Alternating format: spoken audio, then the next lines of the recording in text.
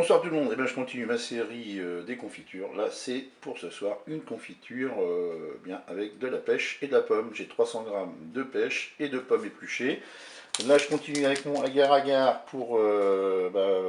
c'est un super gélifiant, hein. Il y en a 2 grammes. Ici je vais mettre 20 ml de jus de citron.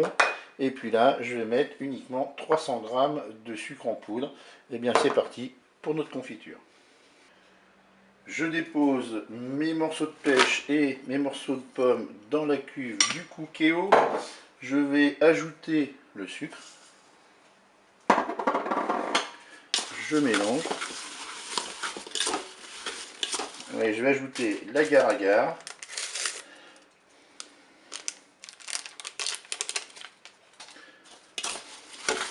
Alors pour l'agar-agar, soit vous le trouvez au rayon des pâtisseries, pour de la pâtisserie, ou alors avec les sucres.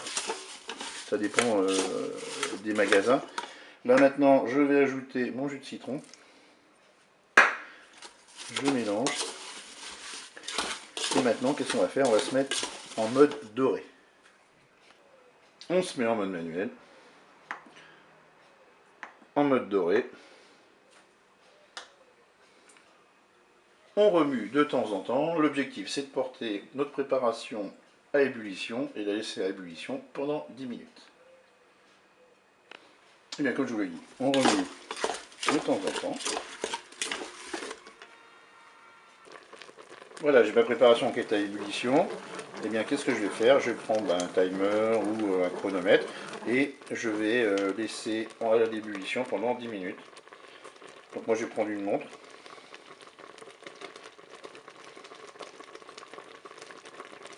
Et c'est parti pour mes 10 minutes.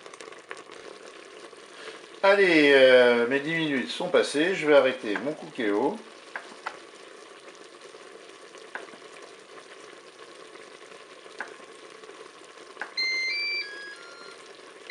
Voilà, j'ai versé ma préparation dans un pichet pour que ce soit plus pratique à servir, dans les pots de confiture, à verser plutôt.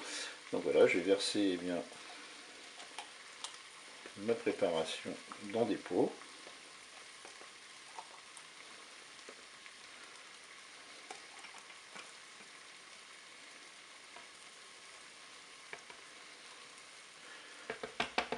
Ensuite, je vais mettre mes couvercles. Alors pour les couvercles, là, je vais poser dessus ici et je vais prendre un chiffon pour ne pas me brûler parce que c'est relativement très chaud. Vous serrez et vous retournez. Ça va rendre hermétique vos pots de confiture.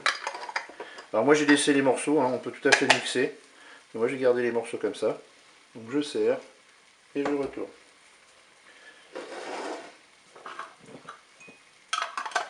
Même chose pour mon dernier pot.